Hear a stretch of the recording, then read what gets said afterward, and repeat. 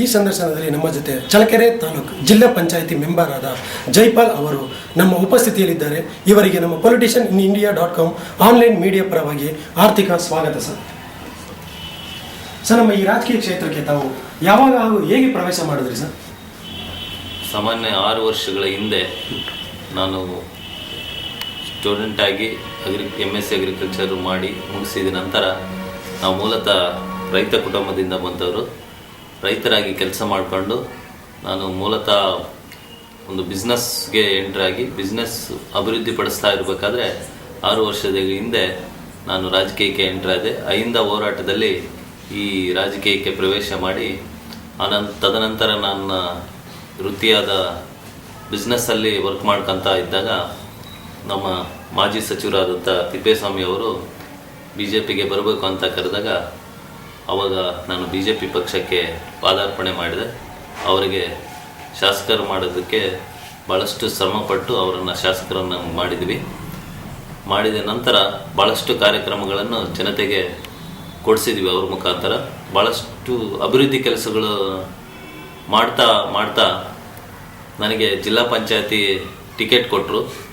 ಜಿಲ್ಲಾ ಪಂಚಾಯತಿ ಟಿಕೆಟ್ ಕೊಟ್ಟ ನಂತರ ಜನ ನನ್ನ ಜಾಜೂರು ಕ್ಷೇತ್ರದ ಜನ ಆಶೀರ್ವಾದ ಮಾಡಿ ಭಾಳಷ್ಟು ಅಂತರದ ಬಹುಮತದಿಂದ ನನ್ನನ್ನು ಗೆಲ್ಲಿಸ್ಕೊಟ್ಟಿದ್ದಾರೆ. ಅವರ ಒಂದು ಆಸೆನ ತೀರಿಸ್ಕೊಳೋದಕ್ಕೋಸ್ಕರ ಅವರ ಒತ್ತಾಸೆಯಂತೆ ಭಾಳಷ್ಟು ಕೆಲಸಗಳನ್ನು ನನ್ನ ಕ್ಷೇತ್ರದಲ್ಲಿ ಮಾಡ್ತಾ ಇದ್ದೀವಿ.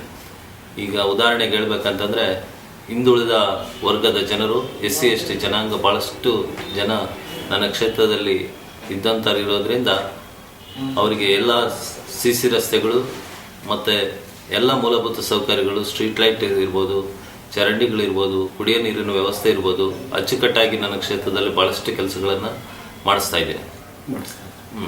ಸೊ ಈ ರೀತಿ ಕೆಲಸ ಕಾರ್ಯಗಳನ್ನು ತಾವು ಮಾಡಿಕೊಂಡು ನಮ್ಮ ರಾಜಕೀಯ ಕ್ಷೇತ್ರಕ್ಕೆ ಪ್ರವೇಶ ಮಾಡಿದೆ. ಸೊ ನಮ್ಮ ಈ ರಾಜಕೀಯ ಕ್ಷೇತ್ರಕ್ಕೆ ಪ್ರವೇಶ ಮಾಡೋದಕ್ಕೂ ಮುಂಚೆ ತಾವು ಈ ಒಂದು ಕಾಲೇಜ್ ಲೈಫಲ್ಲಿ ಆಗಿರ್ಬೋದು, ತಮ್ಮ ಒಂದು ಬ್ಯಾಕ್ಗ್ರೌಂಡ್, ತಮ್ಮ ಸಂಘಟನೆಗಳಲ್ಲಿ ಆಗಿರ್ಬೋದು, ಯಾವುದಾದ್ರು ಕೆಲಸ ಕಾರ್ಯ ಮಾಡಿದ್ರಿ ಸರ್?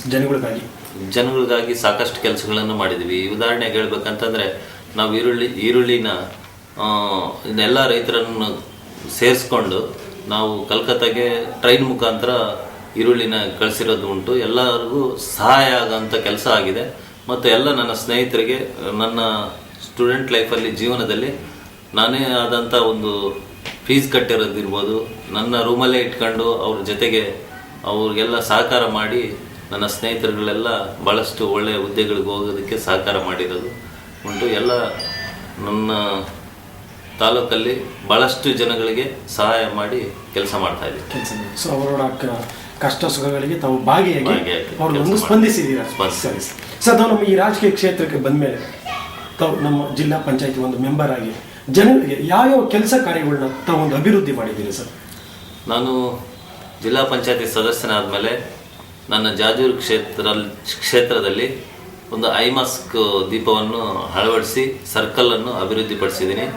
ಮತ್ತು ಜಾಜೂರಲ್ಲಿ ನಮ್ಮ ಪೊಲೀಸ್ ಸ್ಟೇಷನ್ಗೆ ಕಾಂಪೌಂಡ್ ಇರಲಿಲ್ಲ, ಕಾಂಪೌಂಡ್ ಕೆಲಸ ಇರ್ಬೋದು, ಹಾಸ್ಪಿಟ್ಲ್ ಅಭಿವೃದ್ಧಿ ಇರ್ಬೋದು, ಮತ್ತು ಎಲ್ಲ SC ST ಕಾಲೋನಿಗಳಿಗೆ ಸಿಮೆಂಟ್ ರಸ್ತೆ, ಸಮುದಾಯ ಭವನ, ಎಲ್ಲ ರೀತಿ ಇದೇ ಥರ ಎಲ್ಲ ಹಳ್ಳಿಯಿಂದ ಹಳ್ಳಿಗೆ ಸಂಪರ್ಕ ರಸ್ತೆಗಳು, ಭಾಳಷ್ಟು ಜಂಗಲ್ ಕೂಡ್ಕೊಂಡಿರೋಂಥ ರಸ್ತೆಗಳನ್ನ ಅವನ್ನೆಲ್ಲ ತೆಗೆಸಿ ಹಳ್ಳಿ ರಸ್ತೆಗಳನ್ನು ಅಭಿವೃದ್ಧಿಪಡಿಸಿದ್ದೀನಿ.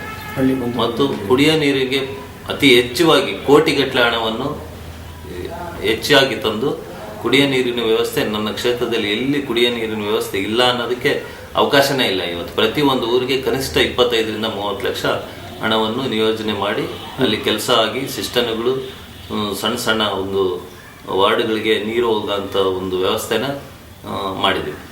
ಅಂದ್ರೆ ಜನರಿಗಾಗಿ ಒಂದು ಪ್ರಾಮುಖ್ಯತೆ ಇರೋದೇ ಒಂದು ಕುಡಿಯ ನೀರಿನ ವ್ಯವಸ್ಥೆ, ಆ ಒಂದು ಪ್ರಾಮುಖ್ಯತೆ ತಾವು ಕೊಟ್ಟಿದ್ದೀರಾ ಜನರಿಗಾಗಿ. ಸರಿ ಸರ್, ತಾವು ಇಷ್ಟೆಲ್ಲ ಕೆಲಸ ಕಾರ್ಯಗಳು ಮಾಡಿದ್ದೀನಿ ಅಂತ ಹೇಳ್ತಾ ಇದ್ದೀರಾ. ಸೊ ಜನರಿಗಾಗಿ ಒಂದು ಒಳ್ಳೊಳ್ಳೆ ಕೆಲಸಗಳು ಮಾಡಿದ್ದೀರಾ. ಆ ಜನರಿಗಾಗಿ ಮಾಡಿರುವಂಥ ಕೆಲಸಗಳಲ್ಲಿ ಜನ ಯಾವಾಗಲೂ ನೆನೆಸ್ಕೊಳ್ಳುವಂಥ ಕೆಲಸ, ಸದಾ ನೆನಪಲ್ಲಿ ಇಟ್ಕೊಳ್ಳುವಂಥ ಕೆಲಸ, ಅದ್ರ ಬಗ್ಗೆ ಯಾವ್ದು ಒಂದು ಹೇಳ್ತೀರಾ? ಅದೇ ನಮ್ಮ ಈ ಸರ್ಕಲಲ್ಲಿ ಹಾಕಿರೋ ಐಮಾಸ್ಕ್ ದೀಪ ಇರ್ಬೋದು, ಮತ್ತು ಸಿಮೆಂಟ್ ರಸ್ತೆಗಳು. ಅವರು ಮಳೆ ಬಂದರೆ ಕಸರು ಕೊಚ್ಚೆಯಲ್ಲಿ ಓಡಾಡೋಂಥ, ಮನೆ ಮುಂದೆ ಓಡಾಡೋಂಥವು ಸಿಮೆಂಟ್ ರಸ್ತೆ ಇದ್ದರೆ ಚೆನ್ನಾಗಿ ಓಡಾಡ್ಬೋದು. ಮತ್ತು ಎಲ್ಲ ರೈತರಿಗೆ ಅನುಕೂಲ ಆಗೋ ಥರ ನಾವು NREGನಲ್ಲಿ ಈ ಬದು ನಿರ್ಮಾಣಗಳು, ಹೊಲದಲ್ಲಿ ತೊಟ್ಟಿ ಕಟ್ಕೊಳ್ಳೋ ಅಂತ ನೀರಿನ ತೊಟ್ಟಿ ನೀರಿನ ಶೇಖರಣೆ ಮಾಡ್ಕೊಳ್ಳೋ ಅಂತ ತೊಟ್ಟಿಗಳು, ಈ ರೀತಿ ಹಲವಾರು ಕಾರ್ಯಕ್ರಮಗಳನ್ನು ನಾನು ಅಪ್ರೂವ್ ಮಾಡಿಸಿ ಅವರೇ ಜನಗಳು ಮಾಡ್ಕೊಳ್ಳೋ ಅಂತ ವ್ಯವಸ್ಥೆನ ಮಾಡಿದ್ದೀನಿ.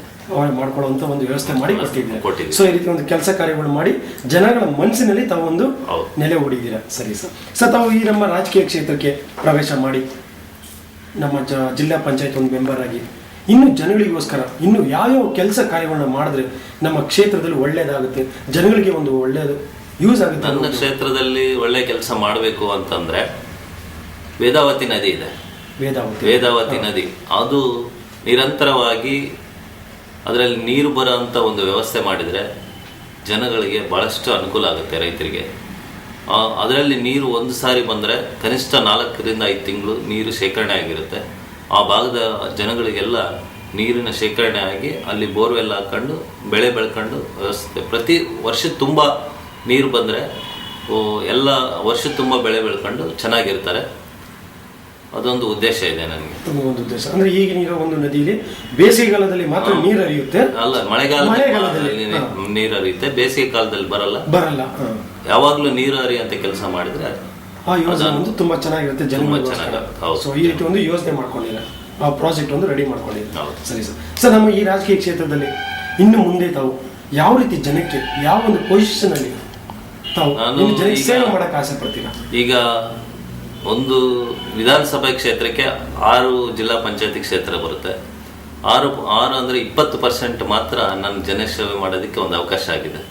ಮುಂದೆ ನನ್ನ ತಾಲೂಕಿನ ಎಲ್ಲ ಜನ ನನಗೆ ಆಶೀರ್ವಾದ ಮಾಡಿದರೆ ಶಾಸಕನಾಗಿ ಎಲ್ಲ ವರ್ಗದ ಜನಗಳಿಗೆ, ಎಲ್ಲ ನಮ್ಮ ತಾಲೂಕಿನ ಎಲ್ಲ ಜನಗಳಿಗೆ ಅನುಕೂಲ ಆಗೋಂಥ ಒಂದು ವ್ಯವಸ್ಥೆನ ನಾನು ಕನಸ್ಕೊಂಡಿದ್ದೀನಿ. ನಾವೊಬ್ಬ ರೈತರ ಮಗನಾಗಿ ರೈತರ ಒಂದು ಕಷ್ಟ ಏನಂತ ಗೊತ್ತಿದೆ. 24 ಗಂಟೆ ಕರೆಂಟ್ ಇರ್ಬೋದು, ಇನ್ನೂ ಭಾಳಷ್ಟು ಕಾರ್ಯಕ್ರಮಗಳು ಏನೇನು ರೈತರಿಗೆ ಬರ್ತಾವೋ ಅವನ್ನೆಲ್ಲ ಭದ್ರಾ ಮೇಲ್ದಂಡೆ ಪ್ರಾಜೆಕ್ಟ್ ಬರ್ತಾ ಇದೆ. ಅದು ಎಲ್ಲ ಹಳ್ಳಿಗಳಿಗೂ ನೀರು ಬರೋಂಥ ಒಂದು ವ್ಯವಸ್ಥೆ ಆಗಬೇಕು. ಆ ನಿಟ್ಟಿನಲ್ಲಿ ಹೋರಾಟ ಮಾಡಿ ತಂದು ಅನುಕೂಲ ಮಾಡಬೇಕಂತ ಆಸೆ ಇದೆ. ಮತ್ತು ಚಳ್ಳಕೆರೆ ಟೌನ್ನಲ್ಲಿ ಮುಖ್ಯವಾಗಿ ಯು ಜಿ ಡಿ ಅಪ್ಲೈ ಆಗಿಲ್ಲ. ಇಲ್ಲಿ ಯು ಜಿ ಡಿ ಇಲ್ಲದೆ ಇರೋದ್ರಿಂದ ಭಾಳಷ್ಟು ಜನ ಅದರ ಸಮಸ್ಯೆ ಅನುಭವಿಸ್ತಾ ಇದ್ದಾರೆ. ಅದು ಆ ಯು ಜಿ ಡಿನ ತಂದು ನಮ್ಮ ಚಳ್ಳಕೆರೆಯನ್ನು ಡೆವಲಪ್ ಮಾಡಬೇಕಂತ ಭಾಳಷ್ಟು ಕನಸು ಕಂಡಿದ್ದೀವಿ. ಸ್ವತಂತ್ರ ಬಂದು 63 ವರ್ಷ ಆಗಿದೆ. ಒಂದು KSRTC ಬಸ್ ಸ್ಟ್ಯಾಂಡ್ ಇಲ್ಲ ಇಲ್ಲಿ. ಆ ಬಸ್ ಸ್ಟ್ಯಾಂಡನ್ನು ಮಂಜೂರು ಮಾಡಿಸಿ ಕಟ್ಟಿಸ್ಬೇಕು. ಒಳ್ಳೆಯ ವಿದ್ಯಾಸಂಸ್ಥೆಗಳನ್ನು ಮಾಡಬೇಕು. ಒಳ್ಳೆಯ ಎಜುಕೇಷನ್ ಟ್ರಸ್ಟ್ಗಳು ಮತ್ತು ಇಂಜಿನಿಯರಿಂಗ್ ಕಾಲೇಜಸ್ಸು, ಮೆಡಿಕಲ್ ಕಾಲೇಜಸ್ಸು ಬಂದರೆ ನಮಗೆ ಇಲ್ಲಿ ತುಂಬ ಅನುಕೂಲ ಆಗುತ್ತೆ. ಇಲ್ಲಿ DRDO ಪ್ರಾಜೆಕ್ಟ್ ಆಗ್ತಾ ಇರೋದ್ರಿಂದ ಮುಂದಿನ ದಿನಗಳಲ್ಲಿ ಅಭಿವೃದ್ಧಿ ಪದದ ಹತ್ರ ಸಾಗ್ತದೆ ಚಳ್ಳಕೆರೆ. ಅದರಿಂದ ಒಳ್ಳೆಯ ವಿದ್ಯಾಭ್ಯಾಸದ ಸಂಸ್ಥೆಗಳನ್ನು ಬರಬೇಕು ಅಂತ ನನ್ನ ಆಸೆ. ಒಂದು ಆಸೆ ಕೋರಿಕೆ ಇದೆ. ಸರ್ ತಾವು ಈ ಒಂದು ಜಿಲ್ಲಾ ಪಂಚಾಯತಿ ಮೆಂಬರ್ ಆಗಿದೆ, ಮುಂದೆ ಯಾವ ಒಂದು ಪೋಷನ್ ಅಂದರೆ ಮುಂದೆ ತಮ್ಮ ಗುರಿ ಏನಿದೆ? ನನ್ನ ಗುರಿ ಒಂದೇ, ಶಾಸಕನಾಗಬೇಕು. ಶಾಸಕನಾಗೋವರೆಗೂ ನಿದ್ದೆ ಹೋಗಲ್ಲ, ಅದನ್ನು ಮಾಡೇ ಮಾಡ್ತೀನಿ ಅನ್ನೋದು ನನ್ನ ಆಸೆ ಇದೆ. ನಾನು ಹಿಡ್ಕೊಂಡಿರೋ ಕೆಲಸ ಯಾವುದು ಹಿಂದೆ ಬಿದ್ದಿಲ್ಲ, ಅದನ್ನ ಗುರಿ ಮುಟ್ತೀನಿ ಅಂತ ನನಗೆ ಆತ್ಮವಿಶ್ವಾಸ ಇದೆ. ಆತ್ಮವಿಶ್ವಾಸ ಇಟ್ಕೊಂಡು ತಾವು ಮುಂದಿನ ಒಂದು ಗುರಿಯನ್ನು ತಲುಪ್ತೀರ ಅನ್ನೋ ಒಂದು ಗುರಿ ಇದೆ. ಸರ್ ನಮ್ಮ ಈ ಮುಂದೆ ರಾಜಕೀಯದಲ್ಲಿ ಲೋಕಸಭಾ ಚುನಾವಣೆ ಅಂತ ಒಂದು ಬರ್ತಾ ಇದೆ. ಸೊ ಅದು ತಮ್ಮ ಅಭಿಪ್ರಾಯ ಏನಿದೆ? ಲೋಕಸಭಾ ಚುನಾವಣೆ ಬರ್ತಾ ಇದೆ. ನಮ್ಮ ನರೇಂದ್ರ ಮೋದಿ ಅವರು ಪ್ರಧಾನಿ ಆಗೇ ಆಗ್ತಾರೆ. ಅವರಿಗೆ ಎಲ್ಲ ನಮ್ಮ ಯುವಕರು ಬೆನ್ನೆಲುಬಾಗಿ ನಿಂತಿದ್ದಾರೆ. ಅವರನ್ನ ಪ್ರಧಾನಮಂತ್ರಿಯಾಗಿ ಮಾಡೋದಕ್ಕೆ ಯಾವುದೇ ಸಂದೇಶ ಇಲ್ಲ. ಇಲ್ಲಿ ಲೋಕಸಭೆ ನಾವೇ ಗೆಲ್ತೀವಿ. ಲೋಕಸಭೆ ತಾವೇ ಗೆಲ್ತೀರ ಅನ್ನೋ ಒಂದು ಸ್ವಂತ ದೃಢೀಕರಣವಾಗಿ ತಾವು ಒಂದು ಸಿದ್ಧಿ ತಗೊಂಡಿದ್ದೀರಾ. ಸರಿ ಸರ್. ಸರ್ ನಮ್ಮ ಇತ್ತೀಚಿನ ಯುವ ಜನತೆಗೆ, ಒಂದು ಯುವ ಪೀಳಿಗೆಗೆ ತಾವು ಕೊಡುವಂಥ ಒಂದು ಒಳ್ಳೆಯ ಸಂದೇಶ ಏನಿದೆ ಸರ್? ಯುವ ಪೀಳಿಗೆ ಯಾವತ್ತೂ ದುಶ್ಚಟಗಳಿಗೆ ಬಲಿಯಾಗಬಾರ್ದು. ಅವರು ಒಳ್ಳೆಯ ರೀತಿಯಲ್ಲಿ ತಂದೆ ತಾಯಿಗಳನ್ನ ಚೆನ್ನಾಗಿ ನೋಡ್ಕೋಬೇಕು. ಅವರ ಮಾರ್ಗದರ್ಶನದಲ್ಲಿ ಹೋದರೆ ಅವರು ಒಳ್ಳೆಯ ವ್ಯಕ್ತಿಗಳಾಗಿ ಸಮಾಜದಲ್ಲಿ ಚೆನ್ನಾಗಿರ್ತಾರೆ. ಯಾವುದು ದುಶ್ಚಟಕ್ಕೆ ಒಳಗಾಗದಿದ್ದೆ ಆ ಯುವಕರು ಯಾವುದೇ ಕಾರಣಕ್ಕೂ ಹಿಂದೆ ಬೀಳಲ್ಲ, ಚೆನ್ನಾಗಿರ್ತಾರೆ. ಈ ರೀತಿ ಒಂದು ಒಳ್ಳೆಯ ಉದ್ದೇಶನ ತಾವು ಕೊಡೋಕ್ಕೆ ಇಷ್ಟಪಡ್ತೀನಿ. ಸರ್ ನಮ್ಮ ಚಳ್ಳಕೆರೆ ತಾಲೂಕಲ್ಲಿ ಕ್ಷೇತ್ರದಲ್ಲಿ ಹಿಂದುಳಿದ ವರ್ಗದ ಬಡ ಕುಟುಂಬದವರಿಗೆ ತಾವು ಏನು ಒಂದು ಮುನ್ಸೂಚನೆಯಾಗಿ ಒಂದು ಪ್ರಾಜೆಕ್ಟ್ ರೆಡಿ ಮಾಡ್ಕೊಂಡಿದ್ದಾರೆ, ಅವ್ರಿಗೆ ಏನು ಮಾಡಬೇಕು ಅಂತ ತಾವು ಒಂದು? ಭಾಳಷ್ಟು ಜನಗಳಿಗೆ ಮನೆಗಳಿಲ್ಲ. ಈಗ ಸ್ಲಮ್ ನಿವಾಸಿಗಳಿಗೆ, ಗುಡಿಸಲು ಅಲ್ಲಿ ಇರೋಂಥ ಅವರಿಗೆ ಹೆಚ್ಚುವರಿಯಾಗಿ ಮನೆಗಳು ತಂದು ಅವರಿಗೆ ಮನೆಗಳು ಕಟ್ಟಿಸ್ಕೊಡೋಂಥ ವ್ಯವಸ್ಥೆ, ಸರಿಯಾದ ಚರಂಡಿ ವ್ಯವಸ್ಥೆ, ಸರಿಯಾದ ಬೀದಿ ದೀಪ, ಕುಡಿಯೋ ನೀರಿನ ವ್ಯವಸ್ಥೆ, ಇವು ಮೂಲಭೂತ ಸೌಕರ್ಯಗಳು ಒದಗಿಸಿದ್ರೆ ಬಡವರಿಗೆ ಸಾಕು ಅನಿಸುತ್ತೆ. ಅವರು ದುಡ್ಕೊಂಡು ತಿನ್ನೋದಕ್ಕೆ ಯಾವುದಕ್ಕೆ ಹಿಂಜರಿಯೋದಿಲ್ಲ. ಅವರಿಗೆ ಮನೆಗಳು ಕಟ್ಟೋದಕ್ಕೆ ಮತ್ತು ಒಳ್ಳೆ ರಸ್ತೆ, ಒಳ್ಳೆ ಕುಡಿಯೋ ನೀರಿನ ವ್ಯವಸ್ಥೆ ಮಾಡಿದರೆ ಅವ್ರು ಕೂಲಿ ಮಾಡ್ಕೊಂಡಾದ್ರೂ ಚೆನ್ನಾಗಿ ಜೀವನ ಸಾಗಿಸ್ತಾರೆ ಅಂತ ನನ್ನ ಅಭಿಪ್ರಾಯ. ಸೊ ಒಂದು ಗೃಹ ನಿರ್ಮಾಣ ಮಾಡಿಕೊಟ್ರೆ ಸುಖವಾದ ಜೀವನ ಒಂದು ಸಾಗಿಸ್ತಾರೆ ಅನ್ನೋ ಒಂದು ತಮ್ಮ ಅಭಿಪ್ರಾಯ. ಸೊ ಈ ರೀತಿ ತಮ್ಮ ರಾಜಕೀಯದ ವ್ಯವಸ್ಥೆನ ನಮ್ಮೊಂದಿಗೆ ಹಂಚಿಕೊಂಡಿದ್ದೀರಿ ಸರ್.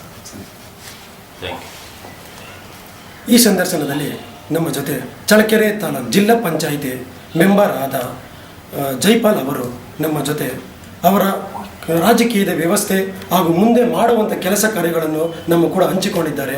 ಇವರಿಗೆ ನಮ್ಮ politician in India .com online media ಪರವಾಗಿ ಆರ್ಥಿಕ ಅಭಿನಂದನೆಗಳು ಸರ್.